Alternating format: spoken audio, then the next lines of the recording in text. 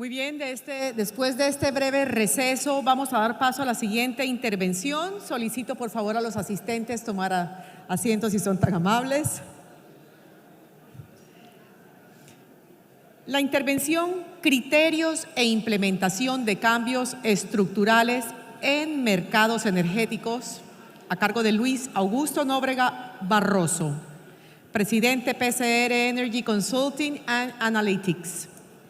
El doctor Barroso es graduado en matemáticas y posee un doctorado en optimización por la Universidad Federal de Río de Janeiro.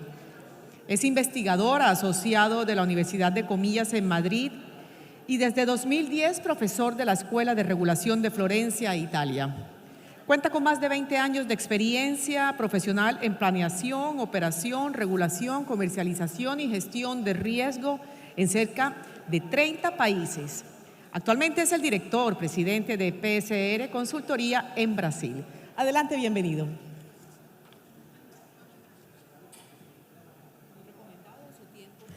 Perfecto, muchas gracias. Hola, señoras y señores, muy buenas tardes para todos.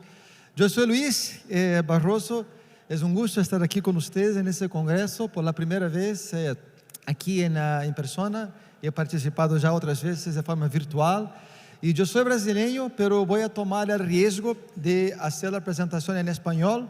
De hecho, en mi portuñol, de la peor calidad, pero hice un hedging, entonces mis transparencias estarán en inglés, justamente para que si hay algo que ustedes no me comprendan aquí, con mi español de mala calidad, ustedes seguramente van a comprender por lo que está escrito.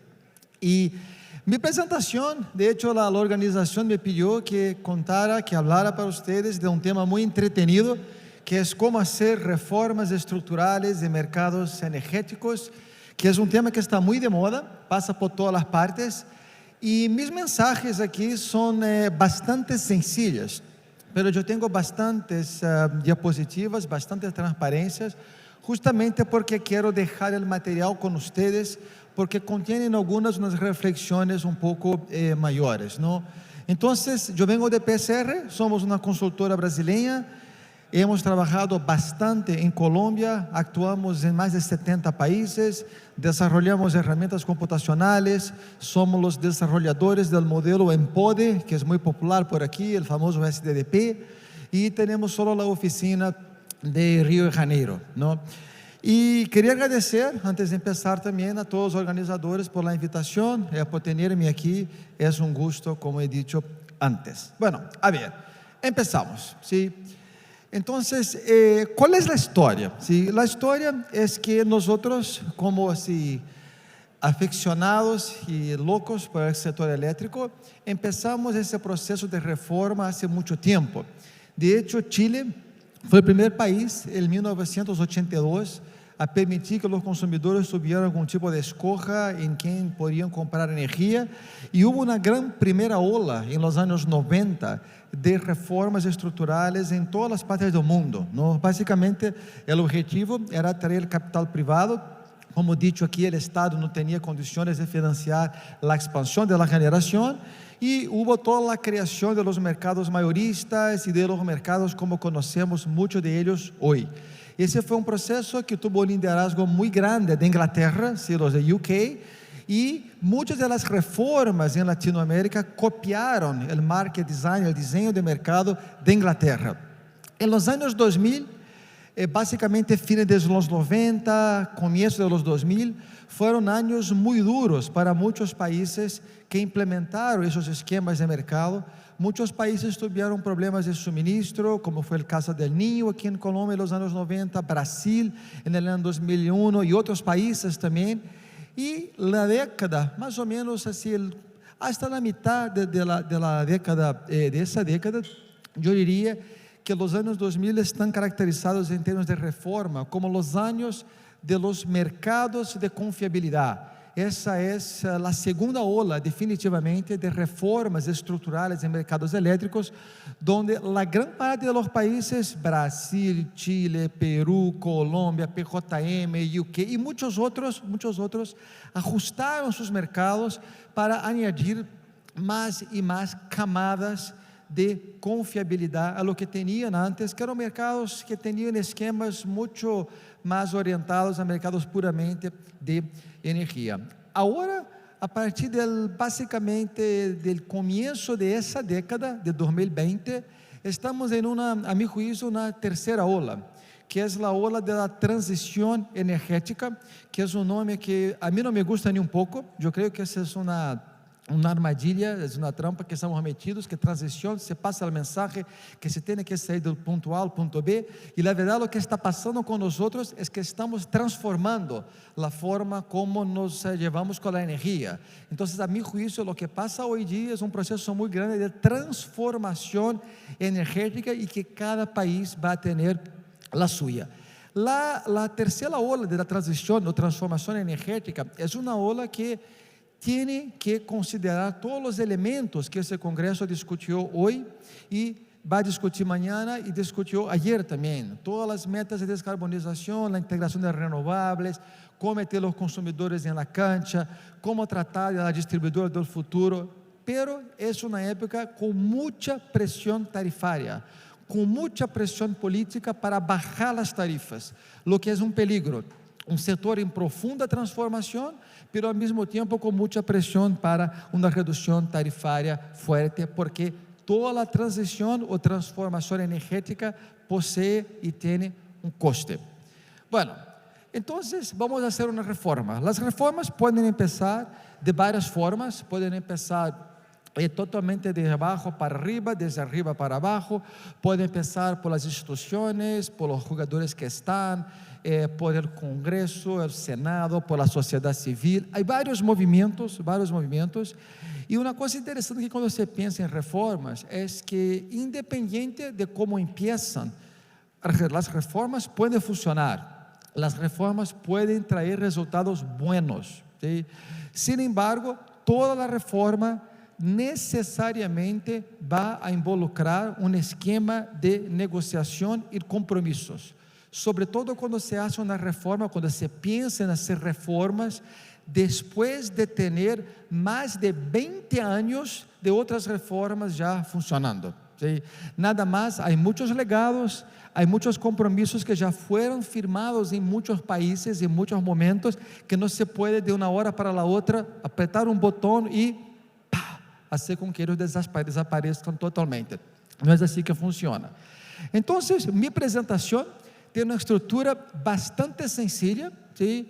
Primeiro vou falar um pouquinho de como evitar os errores, depois alguns princípios orientados ao mercado, depois como fazer uma reforma, uma boa reforma passar, de hecho acontecer, depois um exemplo muito chistoso de como não fazer uma reforma passar, porque nós en Latinoamérica, además que somos campeones mundiales de fútbol, muchas veces también somos campeones mundiales de muchas tonterías que hemos hecho en nuestros mercados. Y la mejor lección que un país puede dar al otro no es decir lo que se debe hacer, es decir lo que no se debe hacer basado en las tonterías que ya hemos hecho, y Brasil seguramente es el campeón mundial de tonterías del planeta, y les voy a hablar de algunas tonterías que hemos hecho ahí en mi país, y después vamos a ver si concluimos alguna cosa, y si yo me quedo por aquí, María Fernanda, hablando sin parar, tú me das una tarjeta roja, sí, y yo paro nada más, ¿perfecto? Ok, entonces empezando, ¿sí? Básicamente, ¿por qué algunas reformas no funcionan? Básicamente, los objetivos de una reforma no son un problema, ¿sí? En toda la reforma, lo que se quiere es maximizar el bienestar social, es decir, electricidad barata, eficiente, el uso mejor, el uso eficiente de los recursos de un país, un proceso de toma de decisión más eficiente a la expansión en la operación, una asignación de riesgo muy bien hecha entre todos los jugadores en el mercado, y un julgamento bastante bien hecho también de todas las complejidades de la transición o transformación energética que va a demandar nuevos productos, nuevos servicios y cosas así. El gran problema es que muchas reformas no consiguen entregar esos objetivos porque son bastante distorsionadas a lo largo de su producción. esse dibujito aqui está muito interessante, porque o que se queria hacer era um martilho, e o que se terminou haciendo com as consecutivas distorções é chegar com essa ferramenta aqui, que eu não tenho nem ideia para que sirve. Então, quais são os problemas e as complexidades, os riesgos que se tem que tomar aqui um pouco de atenção? Primeiro, é todo o tema da asimetria de informação e de los vieses, de los bias, de los sesgos que naturalmente se tienen quando se desenha um processo de reforma. Es decir, muitas vezes há uma falta de diálogo, e a falta de diálogo e cooperação, e muitas vezes há hostilidades, há ataques entre grupos diferentes, lo que cria uma falta de harmonia para atingir os objetivos anteriores. Algumas vezes, de hecho, muitas vezes, há alguns poucos grupos que conseguem aisladamente benefícios próprios, e são benefícios próprios que aisladamente parecem muito bonitos, parece que fazem todo o sentido, sobretudo para políticos, pero quando vários benefícios próprios individuais são analisados all together, é decir, em conjunto, se está produzindo um grande mal distribuído. Esse é o problema, que a suma de bienes localizados se produz um grande mal distribuído se não são totalmente coordenados. Há vários exemplos para isso. Esse é o viés, o bias, de teremos que fazer as coisas na reforma exatamente como hacemos hoje. Há outro sesgo importante, que é que temos que fazer uma reforma para incorporar os shiny new toys, é decir, uma reforma para meter captura e sequestro de carbono, hidrógeno verde e outras coisas que são tecnologias todavia não demonstradas. E isso tem consequências bastante grandes em desestruturar potencialmente um setor como um todo. A outra coisa é que o setor elétrico funciona justamente como uma peça de reloj, um reloj suíço. As coisas estão aí porque foram pensadas para funcionar em harmonia.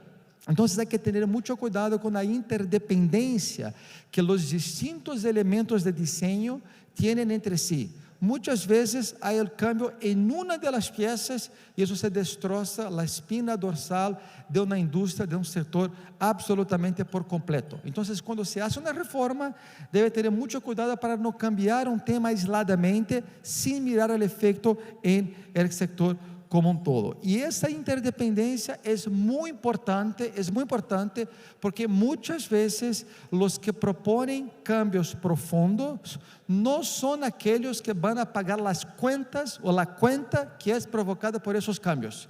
Então, há um incentivo muito grande de que essas contas não sejam hechas de uma forma absolutamente integrada. Então, quando se habla de legados de um mercado, incentivos de curto prazo, de largo prazo, o que hace o operador do sistema, o operador do mercado, todo isso é uma peça de um reloj que se encaja absolutamente de forma perfeita. Como se pode chegar allá com uma boa reforma?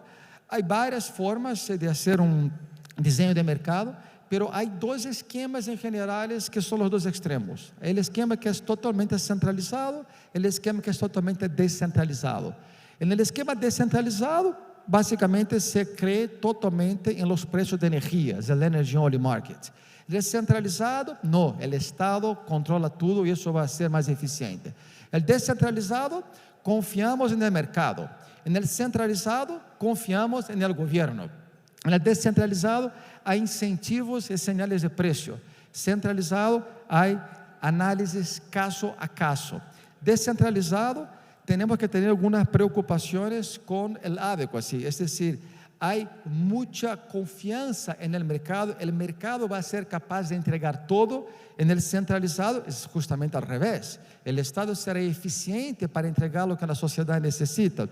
E principalmente, no esquema descentralizado, há muitos temas de vários outros falhos de mercado mais específicos que, no esquema centralizado, são falhos mais de informação no sistema. E nesse contexto, sim, basicamente, há muitas soluções que combinam uma boa quantidade de bons elementos de um esquema e de outro esquema. Por exemplo, os mecanismos de confiabilidade, e em particular o mecanismo do cargo por confiabilidade colombiano, que é uma referência absolutamente global. O cargo, basicamente, Tem alguns elementos centralizados de planificação, é decir, uma definição centralizada das quantidades que se vai comprar. Tem esquemas de mercado, ofertas descentralizadas para garantizar que se vai comprar a confiabilidade que se necessita.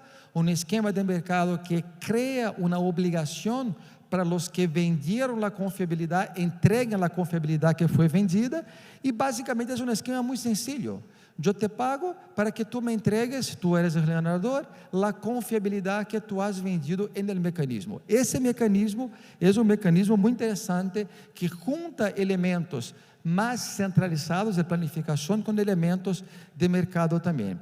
Qual é o problema? É quando se empiezam a criar outros mecanismos em cima do mecanismo principal. Então, por exemplo, podemos suponer que uma outra rede de segurança é criada por encima do mecanismo de confiabilidade que um país já tem, como um anillo de segurança com interferência no mecanismo principal, e isso vai estropear todo. Um exemplo típico é quando o governo interfere decidindo contratar nova capacidade das tecnologias que lhe gusta, da forma que lhe gusta, para o ano que lhe gusta, no período que lhe gusta. Isso nada mais estropeia totalmente o esquema que há. Então, por exemplo, quando isso é feito em um país que tem um mecanismo como o cargo, isso faz com que os agentes não tenham mais nenhuma confiança que o mecanismo de confiabilidade principal vai funcionar como driver de expansão. Isso vai incentivar a los agentes a uma estratégia de esperar para ver que vai ser o governo, para depois buscar outras oportunidades.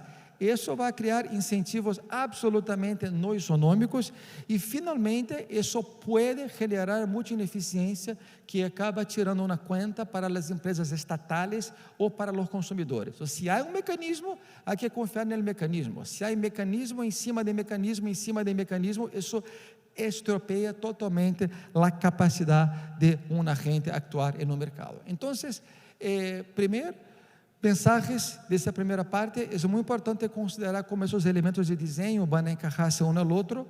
Segunda mensagem interessante é que um mercado bem desenhado de forma integral é muito melhor que a suma de várias partes que se parecem aisladamente bem desenhados, e como vocês todos sabem, o diabo vive em los detalhes, porque muitas soluções que se parecem bem aisladamente, quando se juntam, podem produzir uma solução muito mala de uma forma integrada. Agora, alguns princípios. Sim, basicamente, temos aqui o mercado a mim me gusta muito, com muitos benefícios, porque se criam os marketplaces, se criam os incentivos e se criam benefícios que a competência pode trazer para a indústria, sobretudo associado à inovação. O incentivo para a inovação é o que surge de todo o esquema de mercado, porque a inovação é a clave para que os generadores, os transmissores, os comercializadores e os consumidores consigam posicionar-se sacando benefícios de lo que há no desenho de mercado. E com muita transparência, que é a regra principal de um esquema de mercado descentralizado, se consegue atrair novos entrantes. Os novos entrantes suelen ser mais eficientes de los entrantes que já estão. Os que já estão têm que buscar mais eficiência, e esse ciclo virtuoso é a parte principal do mercado. Como dijo Maria Fernanda quando me apresentou, a mí les contó que yo soy matemático, y como ustedes conocen del perfil típico de PSR del don Mario Pereira, yo no consigo hacer una presentación sin poner una ecuación. Entonces, muy rápidamente, cuando se hace un mercado, es muy importante tener coherencia conceptual, no perder lo que se está pensando. Y lo que se piensa, sea un esquema de mercado, sea un esquema descentralizado, es cómo se garantiza la toma de decisiones de inversión que minimizan el costo total de inversión y de operación. Eso se puede buscar a través de esquemas centralizados o a través de esquemas de mercado. Esse problema, que é o problema de expansão, que vocês conhecem bastante bem, se quer tomar uma decisão que minimiza o custo de inversão, e essa decisão tem um custo de operação, e o custo de operação é um problema bastante complexo, tem uma forma de ser atacada por um esquema de mercado através de los precios, ¿sí? Porque las variables duales del problema de operación son los precios que sirven para inducir las decisiones de inversión de los generadores que afectan básicamente el problema principal. Entonces, en un mercado donde se creen esas cosas, se cree que desde el problema de operación se sacan precios que puede cambiar las decisiones de inversión, que a su vez puede cambiar la decisión de operación, y así se va. Hay algunos elementos conceptuales muy importantes que hay que ver de una forma integral, y matemáticamente están aquí. Lo que hay que hacer cuando se cree más en el mercado, representar bien el problema de operación. Que el problema de operación, es decir, de dónde vienen los precios, consideren todas las restricciones físicas que el operador del sistema tiene para garantizar el suministro de la demanda, porque eso hace con que los precios van a reflejar nada más que el costo real para el suministro de la energía. Entonces, la acurácia del problema de la operación es fundamental. Tema 2. Hay muchos casos en muchos países, y eso es normal, que se introduce por fuera restricciones de adecuabilidad. Por ejemplo, restricciones de cobertura de energía firme, de potencia firme, lo que sea, de flexibilidad. Esas restricciones aquí son bastante importantes, que sean representadas también en los mecanismos de adecuabilidad, aquí en Colombia sería en el cargo por confiabilidad, para que se busque el conjunto de inversión que va a entregar en la operación lo que quiere el operador. Punto 3, flexibilidad. Como fue bastante dicho hoy y ayer también, flexibilidad es fundamental. Entonces, restricciones de flexibilidad necesitan estar representadas explícitamente en la dinámica de la formación de precios en la operación. ¿Por qué? Porque van a producir señales de precios que van a afectar las decisiones de inversión, y así va.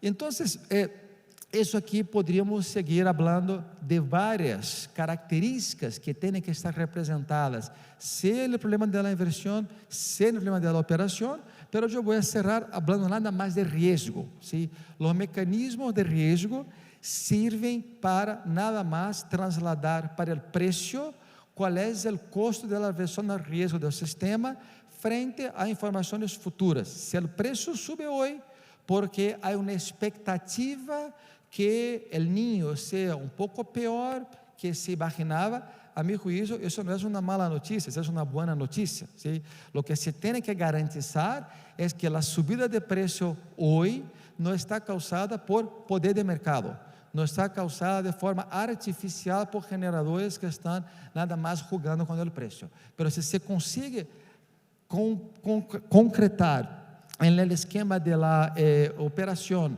y las decisiones de inversión son tomadas con riesgo también, ese esquema funciona bastante bien. En resumen, ¿qué hay en términos de las cosas más para aquellos que viven en el planeta Tierra, que tienen que ver con todo lo que yo hablé antes? Ejemplo de temas para el problema de operación y representación de acurácia. Se puede formar precios por costos, se puede formar precios por ofertas. Hay que representar bien la granularidad temporal y espacial, hay que representar bien las restricciones de rampa, hay que representar bien aspectos del compromiso de unidades, aspectos de respuesta por la demanda. En los mercados de largo plazo hay que representar bien lo que se quiere obtener con mercados de energía firme, de capacidad firme, de certificados verdes, de servicios complementarios, y así se va. En la operación, por ejemplo, hay que representar bastante bien las reservas, los mercados intradiarios, y los incentivos para mercados vinculantes que están en la parte de los hedging markets también. Todos esos elementos, si se representan bien, consiguen entregar un mercado eficiente. Y por supuesto, hay escojas que se tienen que hacer en ese mundo, escojas esas que muchos países están intentando hacerla hace bastante tiempo. Ahora, ¿cómo se hace una reforma de hecho así, pasar, ¿sí? O acontecer, como se dice en portugués? ¿Sí? Primero, hay que tener diálogo. no se hace una buena reforma sin diálogo. Eso es fundamental. Parece un consejo, una observación tonta, pero como les voy a enseñar después, muchos países han hecho reformas importantes sin diálogo. Entonces hay que tener diálogos y hay que tener siempre mucho cuidado de cuáles son los grupos que están metidos en las discusiones más en el macro level, nivel macro, para que no haya ningún tipo de interferencia o influencia asimétrica en relación a otros grupos. Ese diálogo en el micro level, es decir, el nivel micro, es igualmente importante. Y hoy día el nivel micro es bastante amplio, porque hay las instituciones del sector, hay los agentes que aquí están, hay los agentes innovadores, hay muchos actores nuevos que quieren participar en una reforma y son bastante activos. La sociedad civil, por ejemplo, en muchos países ha tenido un rol creciente en diseñar, actuar y influenciar reformas del sector eléctrico con varios intereses. Y ese diálogo es absolutamente fundamental que pase a través de várias consultas públicas e mecanismos para que todos tenham a oportunidade de ser escutados, não? ¿Por que les estou contando isso? Porque eu, basicamente, no ano de 2016 a 2018, por 3 anos mais ou menos, eu saí de PCR e estuve no governo brasileiro. ¿Sí? E no governo brasileiro, nós conduzimos nesse período, sobretudo no ano 2017, grande processo de reforma do mercado elétrico brasileiro. E foi processo que arrancou de vários problemitas que tínhamos, porque temos despacho centralizado que é muito interferido por los supuestos que mete o governo na formação de preço, em nosso despacho por custos. Isso faz com que os preços spot não sejam creíbles para a toma de decisões de inversão. Temos esquema de manejo de riscos que é muito centralizado. Ao governo le encanta interferir em basicamente tudo.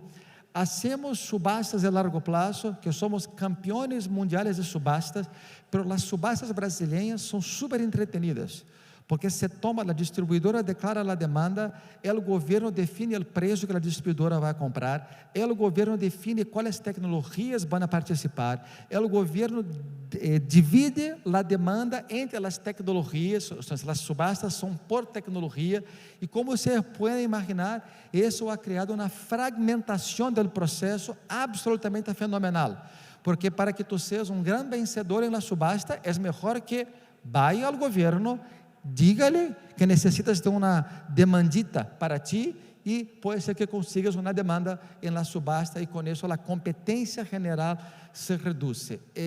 Temos uma série de temas porque os consumidores estão empoderando-se, a generação distribuída cresce muito, porque o Brasil também tem esquema de net metering, que é o net metering mais generoso da galáxia, ¿sí? É muito generoso, os subsídios estão... Vou parar de falar isso porque me está dando, estou estudando.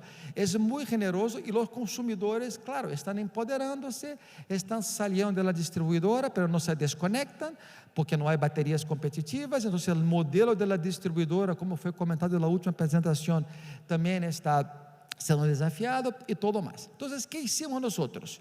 O que hicimos nós foi, antes de fazer a reforma, definimos princípios para conduzir o processo de reforma, o que está aqui. Desenhamos 10 princípios. Sí, não se pode ler nada aqui desafortunadamente, mas a apresentação estará disponível e o enlace a onde estão esses princípios estão aqui. Então, imaginem vocês que coisa mais louca, o governo definindo princípios para que o governo actue. Sí, os princípios eram isonomia, respeito aos contratos, transparência, flexibilidade, coerência, simplificação. Eram princípios que nós queríamos como governo, que estuvieran claros sobre a mesa, porque se nós nos desviáramos desses princípios, queríamos, por exemplo, que uma pessoa pudiera desafiar-nos, buscar-nos e, quem sabe, processar-nos. Porque com esses princípios estávamos dando uma hoja de ruta de para onde queríamos ir. Bueno, hicimos isso, foi uma loucura, e hicimos uma proposta de lei. Y esa propuesta de ley, que fue hecha top-down, fue hecha en un documento donde se presentó una visión a largo plazo, donde queremos llegar, de cuál forma, a través de cuáles elementos, y producimos una consulta pública, la consulta pública del Ministerio número 33. Tuvimos aproximadamente 2.000 contribuciones, ¿sí?, de toda la gente, de todos los grupos, ¿sí? Entonces pusimos el proyecto de ley, ese es el proyecto que está todo público aquí, ¿sí? Y tuvimos muchas contribuciones. ¿Qué hicimos? Volvimos para la pizarra, vimos lo que se podía hacer, lo que se no podía hacer, respetando todos los principios, y producimos un proyecto de ley final. Ese proyecto de ley, que fue producido en el año 2017, sigue hasta hoy bajo discusión en el Congreso. ¿Sí? Se llama Proyecto de Ley 414. ¿Por qué es un proyecto de ley difícil? Bueno, yo soy sospecho, porque como yo soy uno de los autores, ese aquí es mi baby, ¿sí? Pero es un proyecto de ley difícil porque no es un proyecto de ley que beneficia a toda la gente. Es un proyecto de ley donde básicamente toda la gente tuvo que, en el caso brasileño, dejar una plata sobre la mesa para garantizar la sustentabilidad del futuro del sector eléctrico al futuro, a largo plazo. Entonces, ese fue un esquema, es un ejemplo de lo que fue hecho, y que es una forma, a mi juicio, soy sospecho para hablar, otra vez les digo, de conducir una reforma. Algunas curiosidades: muchos de los elementos de lo que están aquí están basados en el mercado colombiano, ¿sí? Muchos elementos, sobre todo elementos relacionados al cargo por confiabilidad. Tuvimos dificultades de hacer el cargo por confiabilidad brasileño, porque Brasil no tiene un despacho por oferta de precios. Y el despacho por oferta de precios es muy importante para el perfecto funcionamiento del cargo por confiabilidad colombiano. Tuvimos que adaptarlo un poco a la manera un poco rara como formamos los precios spot en Brasil, pero lo que hay es muy parecido, ¿ok? Eso es solo una curiosidad. Hay otros elementos también que voy aquí, no voy a contarles para no aburrirlos con esas cosas. Esa es una historia. Ahora la otra historia. En 11 de septiembre de 2012, hace más o menos 11 años, Brasil hizo, a través de su ministerio, la mayor interferencia en el mercado que yo conozco de un país en Latinoamérica. Incluso nosotros hicimos un informe PSR donde pusimos esa figura aquí del Godzilla. Godzilla, para los que no conocen, es un monstruo japonés, viene de una película japonesa, es un dinosaurio, y que tenía como hábito, todas las veces que caminaba por las calles de Tokio, destrozaba todo. Y la primera cosa que el Godzilla destrozaba eran las torres de transmisión, ¿sí? Entonces quedó muy chistoso, porque fue una reforma de mercado propuesta por el ministerio estilo Godzilla. ¿Qué hizo esa medida que quedó muy conocida como medida provisoria 579? Nada más, fue una interferencia directa del gobierno en las empresas estatales para vender energía barata, para forzar artificialmente la baja de los precios de la electricidad. Básicamente fue eso que pasó. Es una historia muy larga, pero fue básicamente eso. Para hacerles una historia larga, más cortita, eso fue un desastre completo. La reducción no llegó, pero el gobierno se había comprometido en la tele con toda la población de garantizar una baja del 20% de la tarifa de energía eléctrica. Como no alcanzó a hacer eso con la interferencia, tuvo que poner plata del tesoro, plata del gobierno para honrar su compromiso.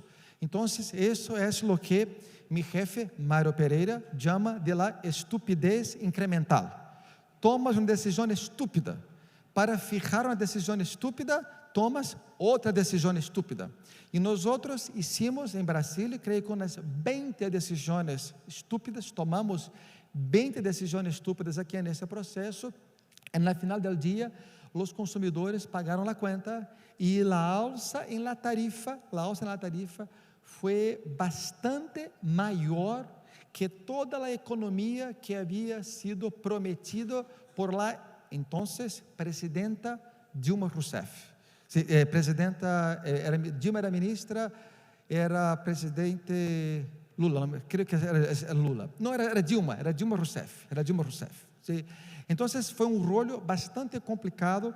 Esa interferencia nada más bajó el valor de los activos en Brasil muy fuertemente, creció el costo de la deuda y Brasil llevó más o menos 12 años, 11 años para limpiar un poco ese histórico y todavía no ha limpiado.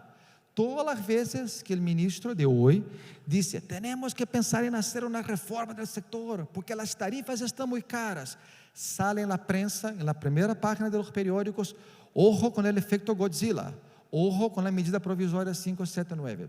¿Sí? Y los errores aquí fueron muy grandes, porque básicamente el gobierno no habló nada, eso con nadie, eso vino out of blue, eso vino de un día para el otro. No hubo ninguna discusión con los stakeholders, no hubo ninguna evaluación de impactos cuantitativos, ¿sí? Y eso fue un gran míssil que se cayó en Brasil. Ustedes pueden buscar en el Google efectos adversos de la medida provisória 579. Aquí hay solo una noticia, pero hay mucha información, muchos informes de cómo esa acción fue absolutamente desastrosa para el país, ¿sí? Entonces, ojo. Conclusões, ¿sí? Bueno, básicamente creo que todos ustedes ya tienen máster, doctorado y postdoctorado en todo eso. Cuando se quiere hacer una reforma estructural, hay que tener dos cuidados: qué se quiere hacer y cómo se quiere hacer, ¿no? Entonces, ¿qué se quiere hacer? Hay que tener una visión de largo plazo, hay que tener información de los distintos grupos, incluso de los grupos que están fuera del sector eléctrico, y tener mucho más foco en las iniciativas que van a beneficiar a todos y no en las iniciativas que van a beneficiar solamente algunos grupos principales. Mucho cuidado con las pequeñitas sugerencias de ajustes aquí y allí, que son siempre maravillosas, pero cuando nos recordamos que el sector eléctrico y su marca design es un reloj suizo, si se cambia una cosita pequeñita, puede ser que se estropee el todo sin tener la intención, ¿no? Para hacer la reforma, de hecho, pasar, hay que saber muy bien quién es la audiencia, saber tener el diálogo y sobre todo aprender con los errores de otros países, con los errores que han pasado en el propio país. Ese sería una especie del to-do list, así versión 2023, de cosas que ya se hablan desde los años 90, desde antes que yo había sido fabricado, había nacido, pero mirando hacia más el futuro, y estoy aquí ya terminando. Yo hice una reflexión mientras preparaba la presentación, básicamente si yo fuera un dictador y tuviera la posibilidad de proponer un diseño de mercado, una reforma, ¿cuáles serían unos elementos que me gustaría tener sobre la mesa para discutir con ustedes? Entonces, primera cosa es el manejo centralizado de la confiabilidad. Me gusta mucho el esquema del cargo. Yo creo que el esquema del cargo está muy bien diseñado. Tiene muchos problemas, como todo en la vida tenemos problemas también, pero es una referencia global, y me gusta el cargo. Me gusta empezar a mirar cada vez más las métricas de confiabilidad que sean resilientes climáticamente. Yo he escuchado la palabra resiliencia, pero resiliencia es una palabrita muy amplia, ¿sí? ¿Qué significa resiliencia? Si vamos a planificarlo siempre contra el peor viento, el peor sol, el peor agua, la mayor indisponibilidad, la mayor demanda, contra los temblores, los huracanes, al mismo tiempo, tendremos el sistema más caro del planeta. Entonces, el truco aquí, a mi juicio, está en la definición de métricas de confiabilidad que sean resilientes. Pensar un poco en el rol de la INFIC.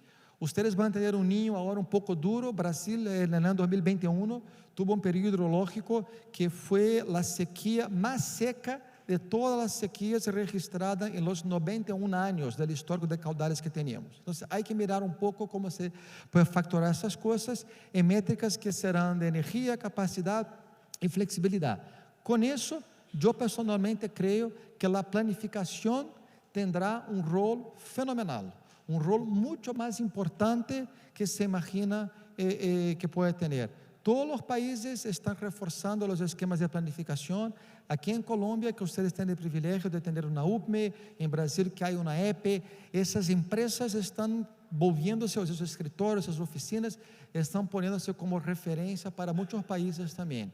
Mercados híbridos, me gusta mucho la conexión de esquemas más centralizados con esquemas de mercado, y yo creo que los mercados a plazo tienen que conectarse con los mercados de corto plazo. Si ustedes tienen tiempo, entre 3 y 3 y 4 de la mañana, vale la pena leer un poco esas cosas que yo he escrito entre mis 3 y 3 y 4 de la mañana, pero en esa revista aquí en particular, hay muchos artículos europeos que cuentan la importancia del cargo por confiabilidad en el nuevo diseño de mercado europeo, que los europeos lo que quieren es crear un esquema de largo plazo basado en algo como el cargo, juntando con esquemas más de mercado de corto plazo. La valoración de los servicios entregados por las diferentes tecnologías será fundamental. Algunas personas llaman los servicios de atributos, es lo mismo, ¿sí? Pero eso será cada vez más importante. La liquidez en los mercados de contratos, eso se tiene que estimular.